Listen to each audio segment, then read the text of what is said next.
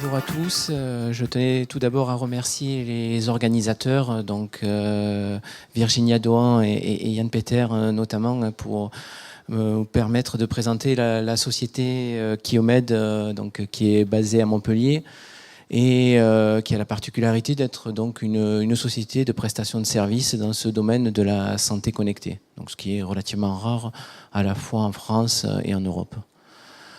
Donc nous sommes une société, donc comme je l'ai dit, basée à Montpellier, où nous avons donc 9 personnes, donc aujourd'hui en 2016, qui sont donc des spécialistes de la santé, avec le plus souvent donc une double compétence informatique, mathématiques, innovation, business développement, et qui permet d'adresser un certain nombre de questions donc sur ce sujet de la e-santé. Nos 3 grandes spécialités, ce sont les biomarqueurs. Donc, on a animé hier matin donc un atelier sur les marqueurs numériques et le passage donc des marqueurs biologiques qui sont utilisés depuis des décennies donc en médecine à ces nouveaux marqueurs numériques qui sont donc maintenant mesurés avec des dispositifs médicaux connectés, des smartphones, des tablettes. Donc, comme on a pu le voir là dans ces 2 jours précédents. Nous avons aussi donc une activité sur la validation, comme vous allez le voir, donc d'usage, d'acceptabilité par les utilisateurs et validation clinique de dispositifs médicaux, en particulier connectés, et de biomarqueurs, avec une plateforme transversale donc de data scientists donc qui sont capables d'analyser ces données donc santé et d'acceptabilité et de croiser ces données-là. Alors quel est le rôle d'une société comme la nôtre de prestation de services? C'est d'accompagner et de faciliter le déploiement et la mise sur le marché de ces solutions de e-santé. Et donc dans ce domaine de la médecine personnalisée. Et pour ça, donc, on va pouvoir faciliter le déploiement de ces nouvelles technologies en conditions réelles, en adaptant aux usages des différentes populations sur le terrain, au parcours de soins spécifiques qui va être différent d'un pays à l'autre en Europe, mais aussi en obtenant toutes les certifications et les démarches réglementaires administratives nécessaires, comme je vous le montrerai sur un exemple donc à la fin de ma présentation.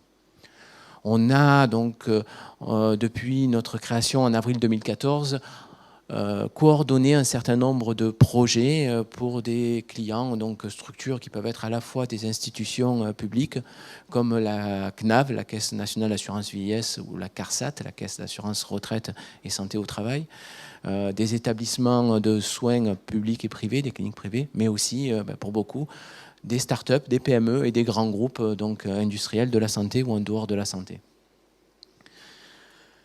Notre offre de service, donc, présentée ici, donc, est en 3 points. Comme je l'ai dit, comme j'insisterai plutôt sur la partie e-santé, Living Lab, donc cette méthodologie donc on a pu voir aussi présentée, notamment ce matin par Madame Monique Cavalier, donc soulignée de l'ARS. Je rentrerai un peu plus en détail sur cette partie-là, donc je vais présenter très rapidement la partie biomarqueurs. On est capable, à travers notre réseau donc de partenaires à la fois publics et privés, des PME notamment spécialistes de la découverte de biomarqueurs moléculaires. Donc ça va être toutes les technologies omiques, donc protéomiques, métabolomiques, génomiques, mais aussi l'accès à des biobanques et à des cohortes de patients.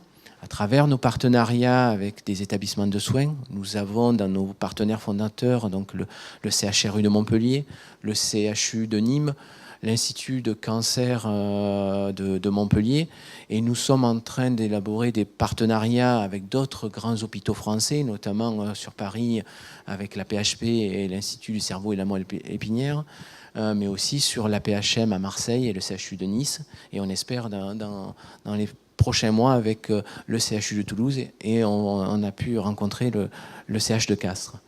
On a aussi la capacité de valider donc, ces biomarqueurs au niveau clinique et d'identifier des signatures de marqueurs à l'aide de notre plateforme de data mining, donc d'analyse de données, qui nous permet de à la fois collecter des données dans des environnements sécurisés, de stocker ces données-là avec des hébergements de données santé agréés, intégrer et analyser des données du coup hétérogènes et développer des bases de données à la fois sécurisées et évolutives dans le temps.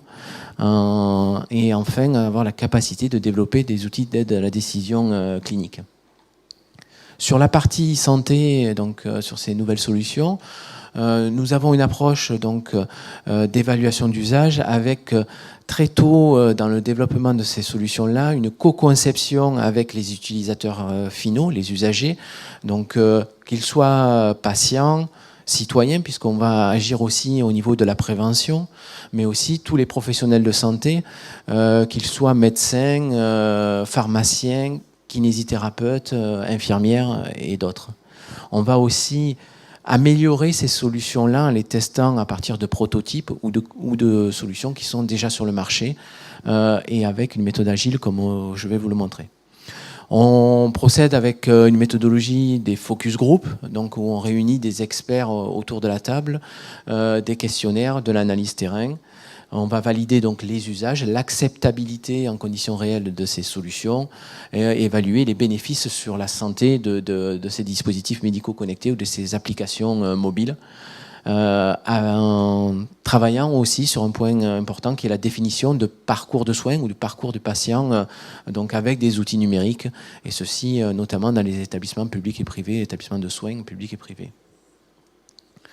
Alors sur cette méthodologie Living Lab, donc c'est une approche bien sûr collaborative avec comme objectif d'accélérer le processus d'innovation et la rencontre d'un besoin de terrain, d'un besoin des usagers. Donc on va mettre ensemble donc, les patients, les aidants, les médecins, les pharmaciens, les infirmières au sein de différents établissements, donc au domicile bien sûr, dans les services cliniques des hôpitaux, de cliniques privées. Et on va regarder quels sont les retours des utilisateurs et intégrer des expertises complémentaires en fonction des besoins, en fonction des projets, en fonction des solutions qui vont peut-être nécessiter des experts des technologies de l'information et de la communication, de l'informatique, de l'électronique, des experts en réglementation, puisqu'on est quand même sur des sujets qui sont très importants au niveau réglementation, avec des PME, des startups qui n'ont pas forcément tous les éléments sur ces aspects-là réglementaires, des experts en conception et en design. Souvent, on a pu rencontrer des solutions avec des objets qui n'étaient pas forcément très bien travaillés en point de vue ergonomie ou design. Donc, on a des spécialistes dans le domaine, des sociologues et aussi des économistes, parce que l'un des principaux problèmes de ces solutions de e-santé, c'est savoir qui paye et comment on va trouver un bon modèle économique pour pérenniser ces solutions-là. On a un réseau dynamique et en expansion, je vous ai dit, donc on a déjà plusieurs partenariats avec des hôpitaux et des cliniques privées, je vous en ai cité quelques-uns ici. On fait partie du forum national du ministère de l'économie et de l'industrie, donc des Living Labs en santé et autonomie, comme le Connected Health Lab de Castres ici, dirigé par Hervé Pingot. On fait partie de réseaux donc depuis le démarrage French Tech au niveau de Montpellier sur la santé numérique. On fait partie de réseaux européens comme Ecalliance donc sur la santé connectée. Sur France IFTech, donc la réunification des startups et PME de la santé connectée en France, et un peu plus original qui est un partenariat avec une mairie, le premier qu'on a signé avec une mairie donc d'une commune rurale qui se trouve dans l'Aude, la commune de Chalabre, qui réunit 1200 habitants et qui pour nous participe de façon très active à tester des solutions de e-santé dans un environnement un peu différent de ce que notre Living Lab ou d'autres Living Labs qu'on peut rencontrer en France, qui sont souvent dans des régions métropolitaines donc, ou des villes. Et donc là, on a pu voir sur des exemples que je vous montrerai juste après. Donc, qu'est-ce que peut avoir cet apport d'avoir des communes comme Chalabre donc, dans notre réseau. Je ne vais pas détailler énormément, mais nos pratiques, comme je l'ai dit tout à l'heure, on va de l'analyse de l'expérience utilisateur. C'est nous qui recrutons avec notre réseau, notre communauté d'usagers, donc les volontaires pour tester ces solutions e-santé.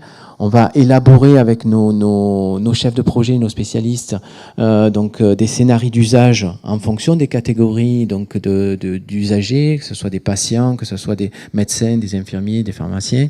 On va gérer les données personnelles et les consentements éclairés. Nous avons, depuis le démarrage ou presque de Kiomed, donc un correspondant informatique et liberté, donc un CIL au sein de la société, donc il y a un contact direct avec la CNIL et qui permet d'accélérer les processus donc de déclaration. Et donc on va évaluer les fonctionnalités, l'ergonomie, l'acceptabilité, le design, l'interopérabilité et surtout le modèle économique de ces solutions quand on va les tester, donc soit en environnement confiné, soit en conditions réelles. Et après, à la fin, on délivre donc à nos clients un rapport avec les points forts, les points faibles des solutions, les recommandations pour que ça corresponde à un véritable marché. On procède par des méthodes agiles, donc avec des cycles courts, itératifs, donc soit à partir d'un produit ou d'un prototype qu'on va évaluer avec les usagers, on va émettre des recommandations, on va procéder à des améliorations avec nos clients et on va voir un prototype N+1 avec des cycles qui vont être de quelques mois. Pour des applications, ça va être autour de 6 à 12 mois. Pour certains dispositifs médicaux, autour de 12 à 24 mois. Mais on n'est plus dans des process et des temps longs comme on avait l'habitude dans le domaine de la santé et de la médecine, qui était souvent avec des médicaments 20-25 ans.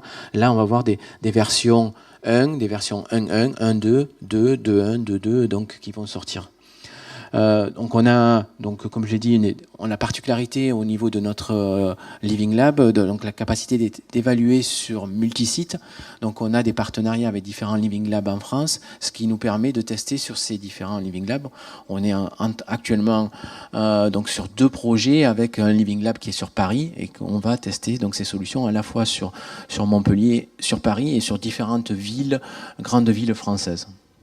Et donc on peut toucher à la fois la ville et le côté rural, différents âges et secteurs géographiques, et toute pathologie, puisqu'on n'est pas spécialisé dans une pathologie donnée.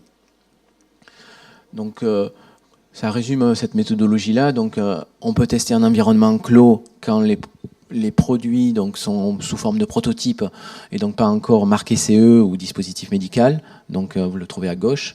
Dans des conditions expérimentales maîtrisées et reproductibles.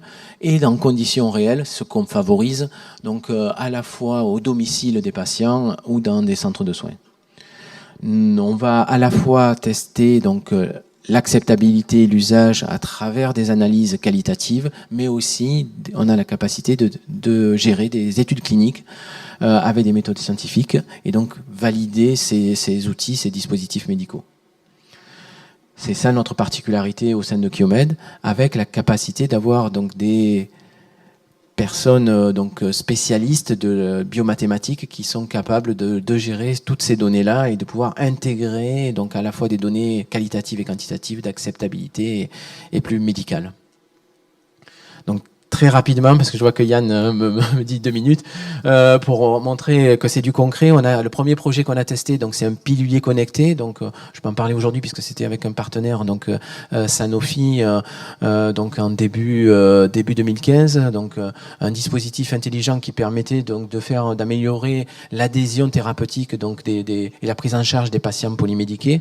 On a validé les usages, l'acceptabilité et le modèle économique de ce prototype de pilulier sur 150 sujets impliqués dans l'étude, qu'on a fait venir, puisque c'était un prototype, il n'était pas encore marqué CE, dans nos locaux, qui sont des locaux modulables dans lesquels on peut reproduire le domicile du patient, une cuisine, un salon. On a un cabinet médical, donc on a fait venir des médecins généralistes, et on a transformé une salle qui est très modulable en officine de pharmacie. Et donc les pharmaciens sont venus et sont testés ce pilulier-là.